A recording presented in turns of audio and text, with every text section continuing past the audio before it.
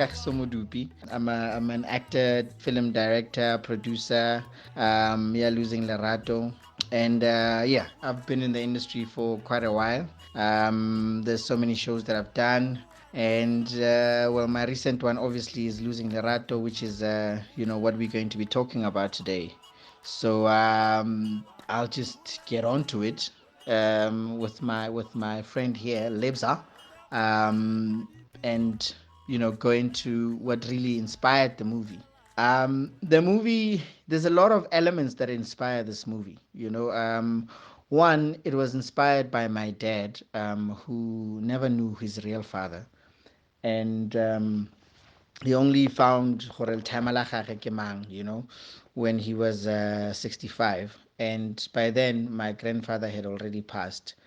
And I remember when we went to my grandfather's gravesite, having to see my father weep, like a child, and that made me realize, he's not crying because, he grew up without a dad. That's not the only reason. The only reason is that, my grandfather knew where my father was. At some point, they lived 2 streets away from each other, and yeah, and I think that's what really broke my dad, because he was one of those kids that were, and Yena and his siblings, they were always passed from one parent to, one uncle to another, one auntie to another growing up. So they didn't really have like a stable, um, home environment growing up, even though it was family, but they would always babalatlele to, that relative and that relative. So that's one of the things that inspired it. So to also show that fathers now, want to be present,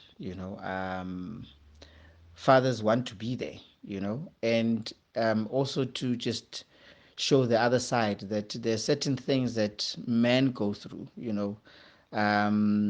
we've seen so many times that there's like, hashtag men are trash.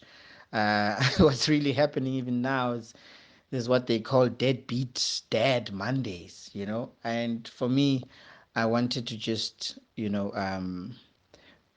show, the other side. And another thing that inspired the movie was, for us as parents, whether we are divorced or not, we should not use our kids to fight our battles, our own personal battles in our relationship. And what also inspires it is that a child just wants to have a parent. They don't care whether they have money or not, and sadly, just a week ago, I was reading. I was doing homework with my daughter, and one of the things in the English book was about divorce, and it really painted this father, as somebody who's never paid anything towards the kid's life, and I think there's a lot more than just someone not being able to pay, and kids just want love. They don't care whether you can pay or not. Yeah, there's just so many things that inspired this movie.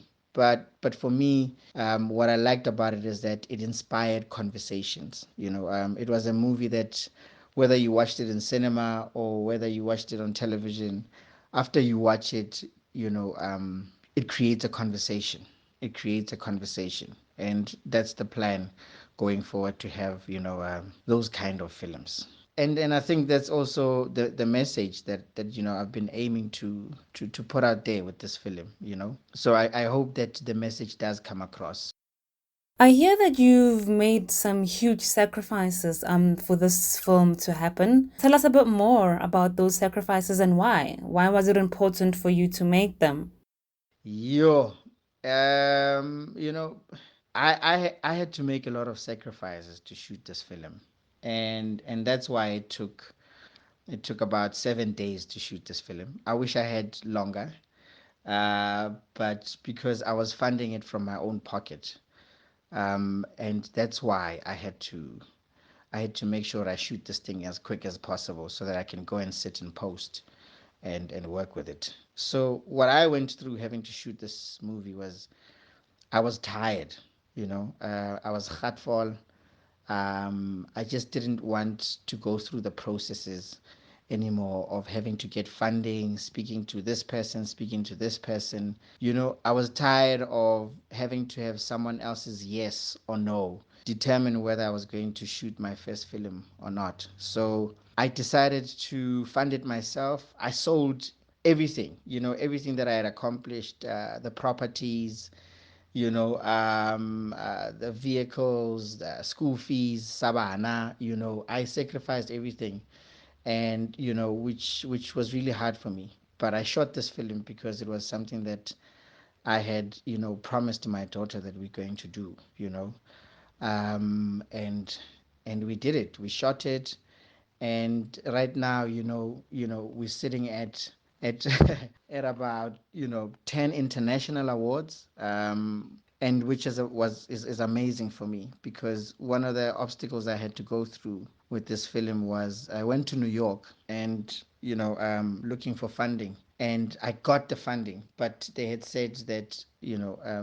they want to buy the script and use their own actors, and I was like, no, it's not gonna work. The money was amazing. I should be a multimillionaire by now because it was in dollars. I should be a multimillionaire by now. But I said no because this is a film that I had promised my daughter Tsimolo that we were going to do this film together as father and daughter.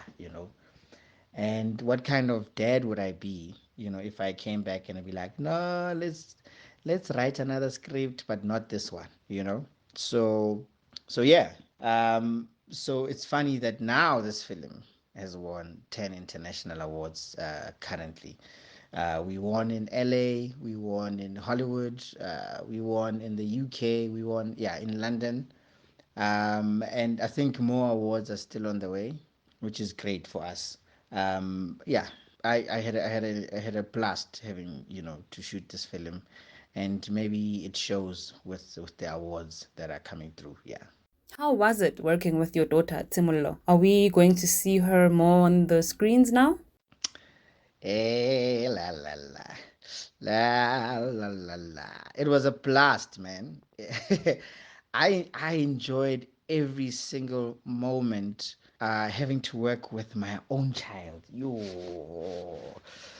We had fun on set. When we shot this, she was 8, and it was her first film. So I think she wasn't she wasn't aware. Hooray, ganyiwe setting. There's a lot of work to be done. So I mean, at some point, it was really tough for her, but it just worked out because the chemistry. This movie just needed the chemistry. Yeah, Kalitsemollo. I don't see anybody that would have played it, as best as what my kid did. I think she's just too amazing. Ay, ay, ay, ay, ay, it's palm with I think, you know. And there's a huge problem now. I think the bug has really gotten to her, and she wants to do more. So there's more films that Timolo is going to be in, and there's films that I'm busy with, two of them, but school comes first, and she knows that. So even when we were going around, collecting awards around the world, we always had her school books there, and she would still do homework on a flight, or go do homework when we get to the hotel or something. So yes, we are still going to see a lot more of Timolo, um, you know, in the industry. But I just wanted to take it easy. I also don't want her to be this child star, which would affect her in terms of shaking it off. But when I look at her in terms of a performance, I see somebody who is not going to have a problem in, shedding this child star thing. I mean, you look at Tusombedu.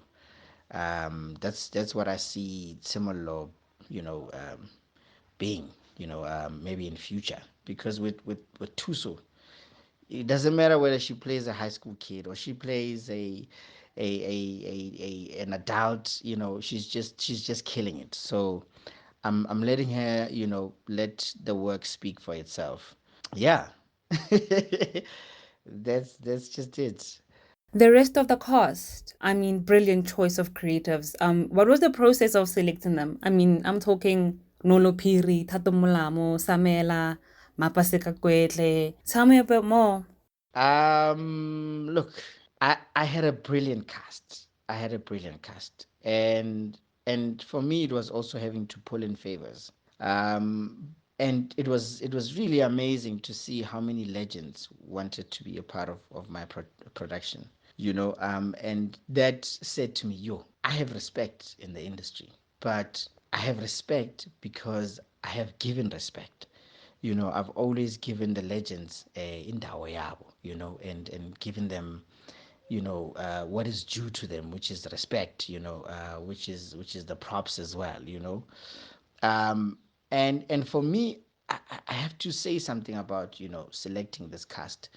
So how I wanted to do this, I wanted to, open up the industry. So you'll see there's new people there, and I also wanted to revive the industry, because I know what it's like, when you're in the public space, and you're not getting work anymore, and you're this legend, and the public comments are not nice. So you'll see that there's a lot of legends that we've revived there, and obviously, because I have to sell as well, there's current actors that I went for. But here's what I here's what I want to talk about, and I think maybe I get into trouble because I like doing things the way I want to do them, but I want to do things to change the industry, and that's why I'm the first producer, not black white. I'm the first producer in Africa, to pay royalties, and that's a decision I made,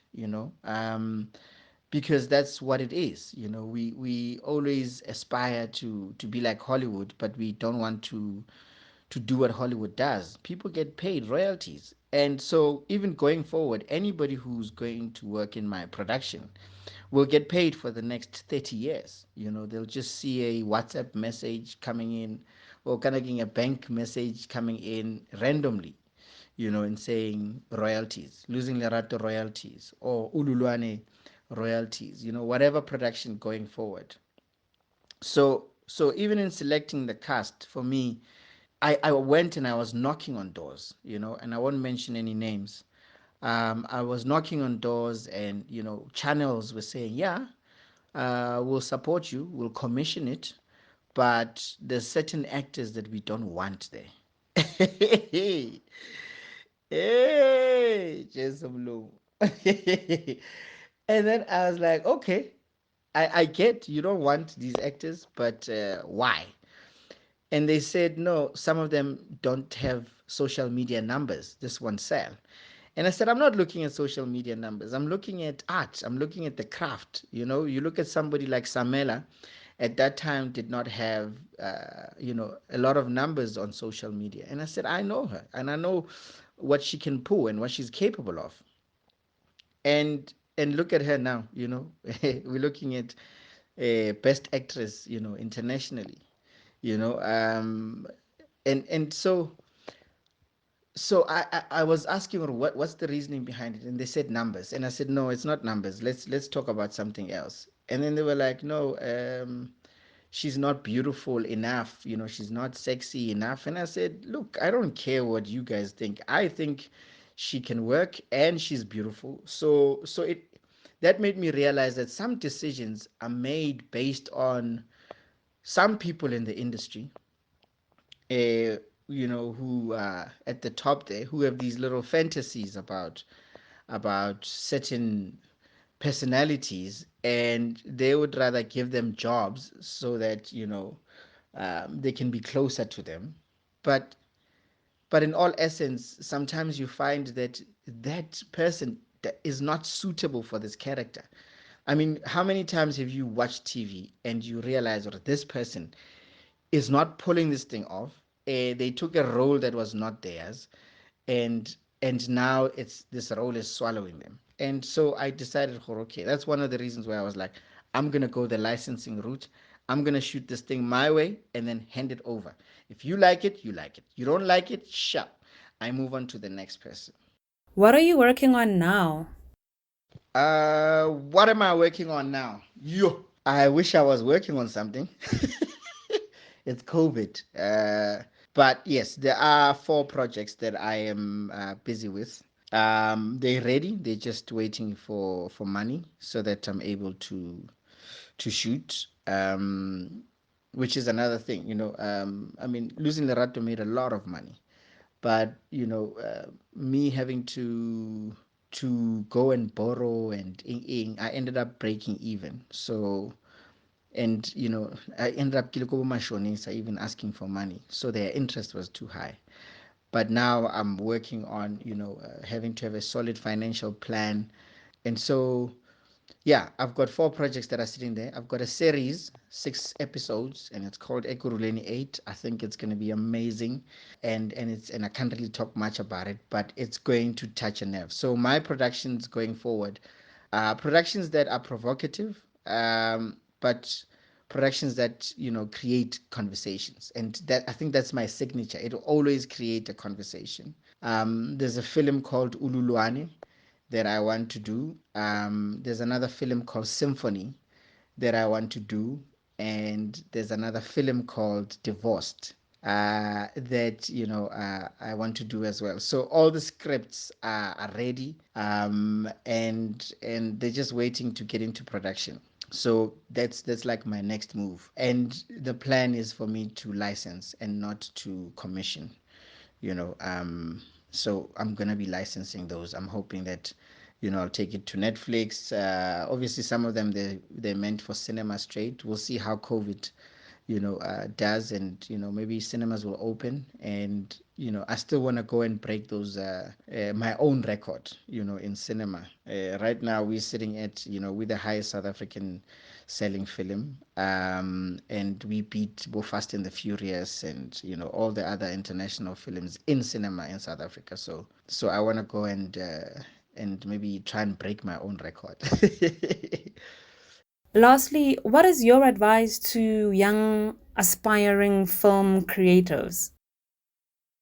Yo, yeah. It always seems like an easy question, but it's one of the toughest questions, with regards to, what can I say to an aspiring actor or film producer? And for me is I want to say, Jorge, you gotta decide what kind of a song do you want to be. Do you want to be the kind of song that people are gonna, listen to for 2 minutes and then they forget about it when the next hit comes in? Or do you want to be the kind of song that people are going to talk about for the next 50 years to come? And I always make that example because Nelson Mandela is that kind of a song. Oprah Winfrey is that kind of a song. Mama Winnie is that kind of a song. You look at your Denzel Washington, they are that kind of a song. So you're going to have people, whether you like it or not. Michael Jackson, we're still talking about him till today. And I've decided, as a person, I want to be the kind of song that people are going to talk about. I want to be a pioneer of something new in the industry. So if anybody says, or we're paying royalties now, I was the pioneer of it. So people coming into the industry, just decide as to what is it that you want to contribute to the industry. Do you just want to be famous? There's already a million other famous people there. What is it that you want to bring that's different? Do you want to be the Somizis of this industry? Because we're going to talk about him for the next 50 years to come. Do you want to be the Bonang? They came in and they made a huge difference. Bob Mabena, They made a huge difference in Hugh Masekela. There's so many, but they were pioneers of something. So coming into the industry and just wanting to be a part of it, yeah, you can be a part of it, but what is it that you are bringing? What are you going to be remembered for? There's so many entertainers who have passed on, and because they just came and went.